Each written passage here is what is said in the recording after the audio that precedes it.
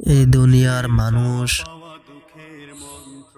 চায় সুখ, শান্তি, ভালোবাসা, নাম, টাকা, সম্মান।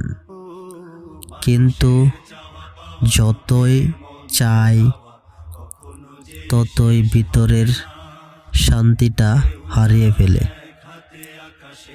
মানুষ চায় হাসি, কিন্তু মুখের আসে ক্লান্তির চাপ। চায় ভালোবাসা, কিন্তু পায় প্রতারণা। চায় সম্মান, কিন্তু হারায় সফলতা।